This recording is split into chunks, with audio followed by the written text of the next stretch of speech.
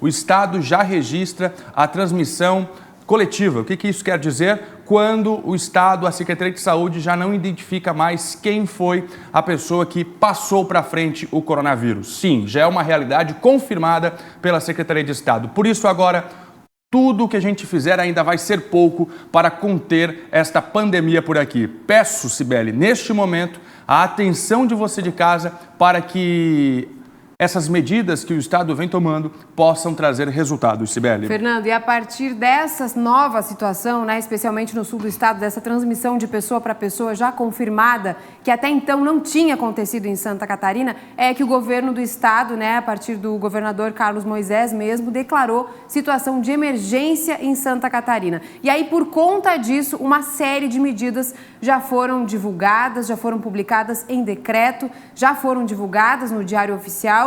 E aí, a partir de agora, as pessoas realmente devem ter um impacto na rotina. Nesse decreto já está estipulado que a maior parte dos serviços fica fechada e muitas dúvidas começam a surgir a partir de agora. Somente serviços essenciais podem funcionar no estado. Tudo isso a gente vai explicar para você a partir de agora. Eu acredito que o seu sentimento seja bem semelhante ao nosso aqui. Nesta terça-feira, quando assistíamos à entrevista ao vivo no SBT News do governador Carlos Moisés informando essas medidas, a gente aqui também se perguntou, e agora? O que vai acontecer? Como fica o trabalho da gente? Transporte coletivo parando? E a saúde vai ter capacidade para atender? Sim, é, na verdade, um momento de muita instabilidade, de insegurança, de dúvidas. Por isso, nós estamos aqui, mantidos com a segurança necessária justamente para que os nossos profissionais também tenham saúde, para que eles também não entrem em risco com o coronavírus. Mas estamos aqui com a informação. Quero reforçar para você de casa o que está acontecendo em Santa Catarina. Viu, catarinenses? Essa conversa é com você, meu amigo trabalhador, minha amiga dona de casa, minha amiga trabalhadora. Você que está nos acompanhando agora também não está entendendo muito bem o que está acontecendo. É surpresa. É histórico. Gente, o que está acontecendo no país e aqui em Santa Catarina, especialmente em Santa Catarina, que sai na frente nesse combate ao coronavírus, é algo nunca visto. Nós estamos em plena quarta-feira e o estado está parado. Lojas, o comércio, shoppings, academias, transporte público, tudo parado. É feriado por causa do coronavírus. Cibele, eu trago essa reflexão justamente para aqueles que estão falando assim, não, isso aqui não vai chegar aqui. Isso é coisa lá da China. Cibele, a cada tragédia nós estamos aqui falando, mas como assim? Não tinha como prevenir? Como assim o governo não poderia ter pensado nisso antes? Cadê a fiscalização? A cada tragédia o discurso se repete. Nessa emoção que eu estou tendo é que não vai acontecer isso porque medidas estão sendo tomadas. Eu estou esperando ela. A gente vem trazendo as informações para você, então atenção. Atenção redobrada, a gente quer que você acompanhe com a gente as informações, Cibele. Fernando, hoje de manhã, 7h30, né, seguindo a mesma sequência da coletiva que teve ontem à noite, o governo do estado, a partir do porta-voz, que é o secretário de Saúde, Elton Zeferino, ele fez uma coletiva de imprensa explicando melhor cada item desse decreto. E a Ana Vaz, ela acompanhou tudo de perto, ela está chegando aqui no estúdio. Pode entrar, Ana. A Ana vai detalhar para a gente, inclusive ela separou trechos dessa coletiva de imprensa para que tire já as primeiras dúvidas que começam a rodear os telespectadores, né, Ana? Bom dia para você. Bom dia, Fernando, Bom dia. Cibele, todo mundo que acompanha o SBT Meio-Dia. Coletiva aconteceu, então, hoje pela manhã, de forma virtual, dessa vez, online, né? A gente não está mais podendo, nem nós, jornalistas, podemos manter essa relação agora com o governo do estado e com demais entidades. Uma coletiva que veio, né, diante de ontem, da conversa de todo o secretariado que esteve reunido durante toda uma tarde, justamente para que se chegassem essas medidas que vocês já anunciaram. Ana, obrigado pela sua participação aqui, a gente vem acompanhando, você também de olho nas informações da coletiva. Agora a gente preparou algumas telas, você pode ficar um pouco mais ao lado do nosso telão e vamos mostrar as falas daqueles que estão informando de forma oficial e depois as suas telas aqui para o nosso público. O que muda a partir de agora, hein, Ana Vaz? Tá certo, Fernando. Primeiro a gente separou uma palavrinha ali do secretário estadual de saúde, onde ele fala justamente o motivo do qual, né, foram aplicadas essas medidas mais restritivas, a necessidade, de fato, de que as pessoas fiquem dentro de suas casas e evitem, de fato, as ruas. Vamos acompanhar. Ontem nós tivemos reuniões várias horas com todo o secretariado, no sentido de definirmos ações que o Estado precisava adotar para que nós pudéssemos fazer com que esta expansão desta epidemia ela possa, neste momento, ser contingenciada, ser controlada dentro do território, para que nós tenhamos um impacto menor dentro da rede de assistência à saúde e especialmente para que nós possamos fazer frente aos casos mais graves que virão e que nós precisamos ter isso muito bem contingenciado e preparado. As medidas que foram adotadas, elas não têm como foco a perda do controle pelo Estado.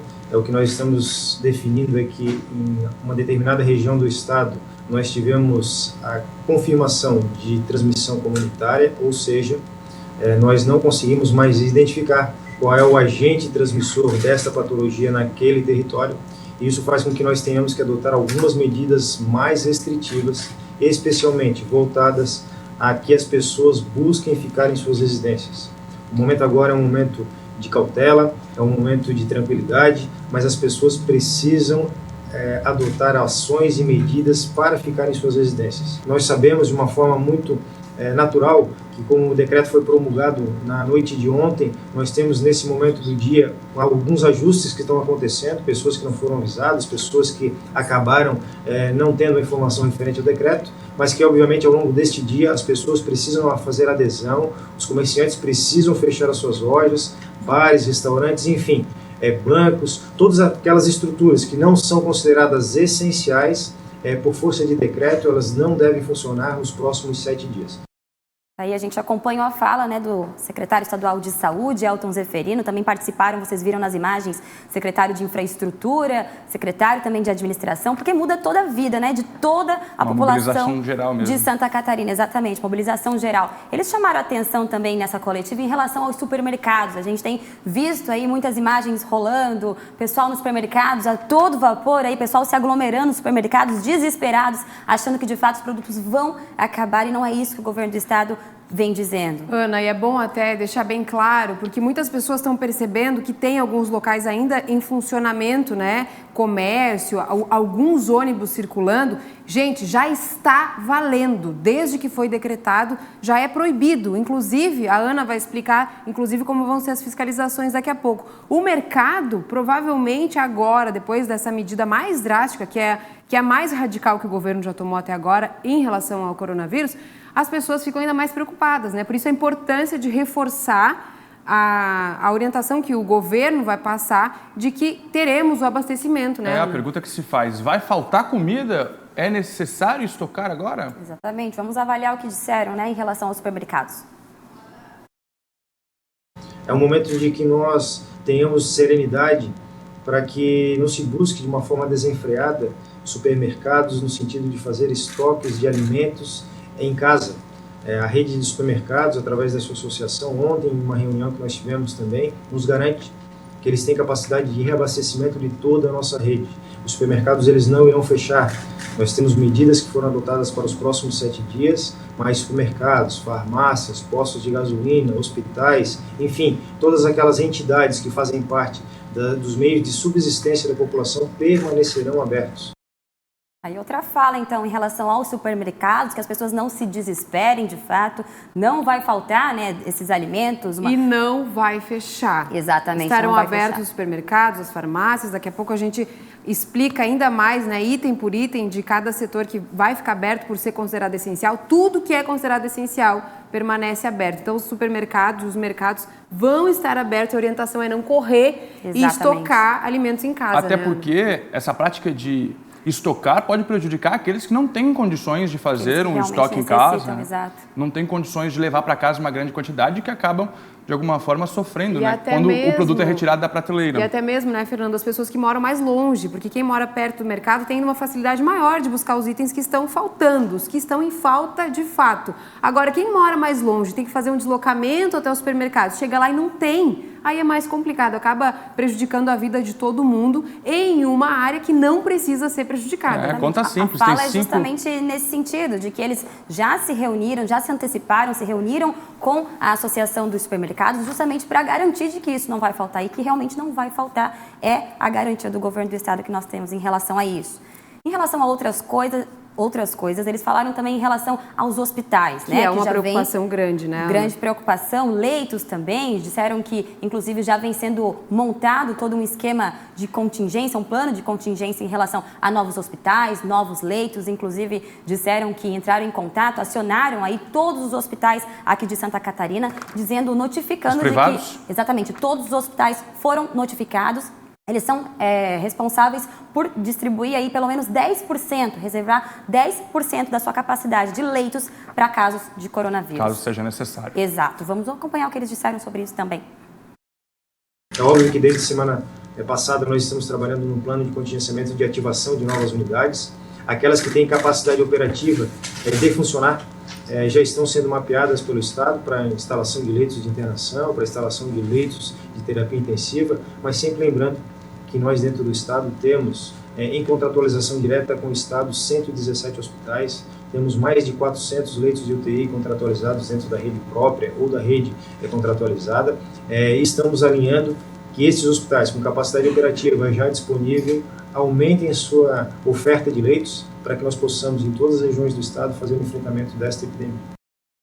Outra fala, né? Ele falou também sobre a questão da transmissão comunitária, a transmissão local. Nós tivemos, então, de fato, a confirmação de que houve essa transmissão local, mas o diálogo, a partir de agora, é outro. Eles não querem mais, já deixaram claro de que não vão mais estar divulgando qual local, qual evento, qual região, qual cidade se tratou essa transmissão local. Porque até então, Ana, a informação que o Estado repassava é o seguinte, o governo conseguia monitorar quem passou, quem pegou, qual região, em que hospital está. Agora o caso mudou. Na região sul já evoluiu para uma transmissão comunitária que daí perde-se a informação. Perde esse controle, exatamente. Não dá mais para se saber de quem passou para quem. E a exemplo, né, de outros países, a gente sabe que essa transmissão comunitária, mesmo que ela seja localizada lá no sul, rapidamente, infelizmente, ela acaba se propagando mais rápido do que os outros casos que antes eram isolados, né? Vieram de fora, estão isolados. Agora já se tem de pessoa para pessoa, por isso todas essas medidas mais drásticas.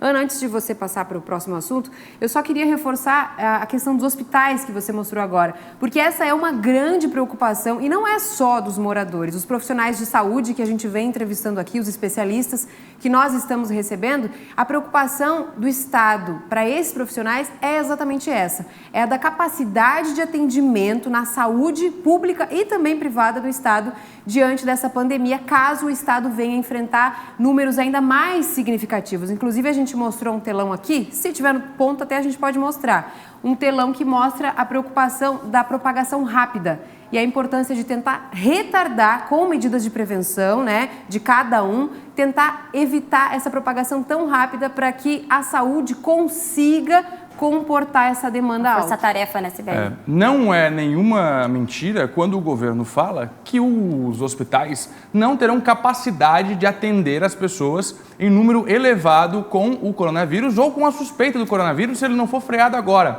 Existe um levantamento da Organização Mundial da Saúde que se a pandemia se instalar, como aconteceu, por exemplo, na Itália e na China, 15% da população procuraria os hospitais. Santa Catarina e o Brasil não têm condições de atender ou de manter 15% da população total dentro dos hospitais públicos e privados, sem condição. Dá uma olhada aqui no telão. E mais ainda justifica, né, Fernando, a questão da quarentena e de que as pessoas se cuidem das suas crianças, dos seus idosos, que é o que a gente pode fazer nesse momento para tentar evitar. Porque se for uma corrida desenfreada para o hospital, a gente sabe o caos que vai virar. Aí a gente tem um exemplo em vermelho do pico, né? Caso a situação piore rapidamente, e ali em verde a capacidade de conseguir administrar a saúde dessas pessoas, a capacidade do hospital de tratar as pessoas muito doentes, os casos mais graves. Então a gente vê que é um contraste muito grande, por isso a importância de todas essas medidas mais restritivas, mais radicais, para tentar desacelerar essa curva em vermelho, que seria o pico do coronavírus. Durante essa coletiva, eles mencionaram... declaram muito nessa questão de o pico pode durar entre 60 e 90 dias, esse crescimento aí durante esse período. Depois a gente cai aí no efeito chamado platô, que a gente estabiliza, normaliza, e depois disso a ideia é que de fato isso venha Tem como voltar a tela rapidinho aqui? Ana, Cibele, bom dia para você que está com a gente aqui no SBT Meio Dia. A gente está de olho nas informações, o SBT Meio Dia começando mais cedo. Nesse momento a gente fala da situação dos hospitais, a Ana Vaz vem acompanhando as entrevistas coletivas. Ó, o que aconteceu no mundo? Veja só o pico. Esse aqui é o pico da pandemia no mundo, uma média. Olha só a capacidade que os hospitais do Brasil têm condições de atender. Até aqui, ó. Vai crescendo a pandemia vai crescendo. Até aqui, até na linha pontilhada, os hospitais têm capacidade. Mostra eu aqui. Aqui, ó. Vai crescendo, chegou aqui. Até aqui, os hospitais têm condições. Veja só o quanto cresce nas outras partes do mundo, e esse povo que vai ser atendido por quem? Não tem estrutura. Essa é que é a verdade. O pessoal bate muito na tecla da questão da mortalidade, não é isso que tem chamado a atenção, que tem reunido toda essa preocupação, mas sim essa questão dos hospitais, a demanda que isso pode vir a gerar, né, a superlotação, enfim, até pessoas que estão em tratamento aí, entre outras doenças, como sarampo, febre amarela, coisas que não tem nada a ver com o coronavírus, podem vir a ser prejudicadas por conta disso. E com a imunidade baixa por causa de outras doenças, são vítimas também, podem ser o foco do coronavírus. Ana, o que mais disse o secretário de Estado da Saúde, as informações oficiais do governo? A gente não acompanhou a palavrinha dele referente à transmissão comunitária, vamos ouvir.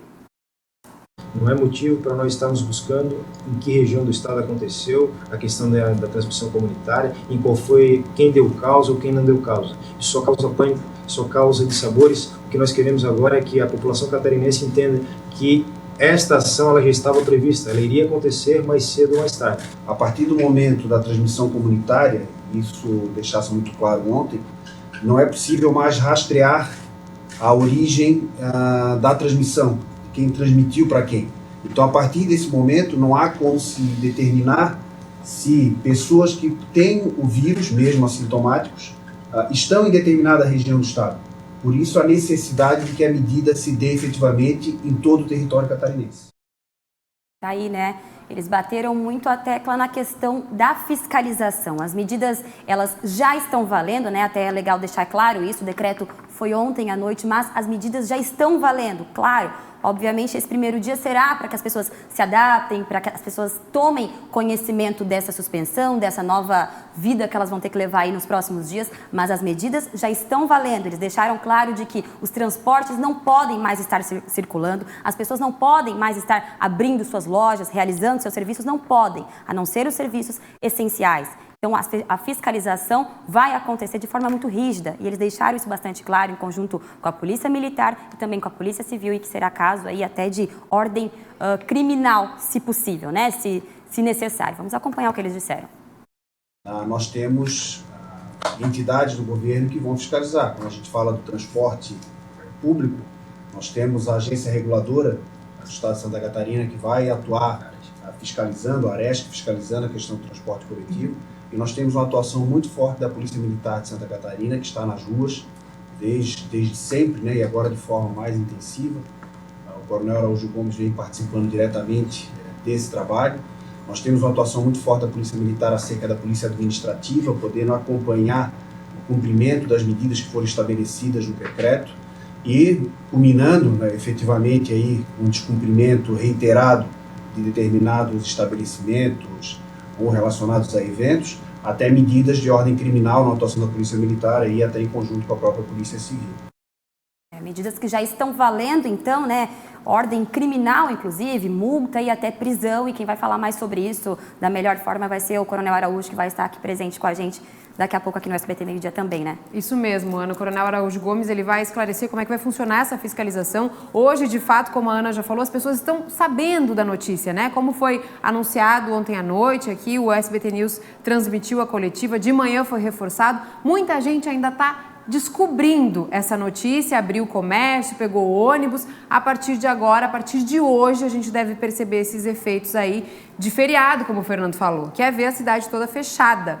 E aí, por isso, a importância, né, de já saber desde já que vai ter sim a fiscalização, a Polícia Militar vai atuar para ter a garantia de que ninguém está descumprindo o decreto já assinado pelo governador Carlos Moisés. Medida preventiva do governo do estado, parando Santa Catarina, deixando as pessoas em casa mesmo, coibindo aí a interação social justamente para evitar a proliferação. Ana Vaz, detalha pra gente mais uma vez, vamos reforçar aqui o que os catarinenses estão sentindo a partir de hoje, as mudanças no estado, Ana.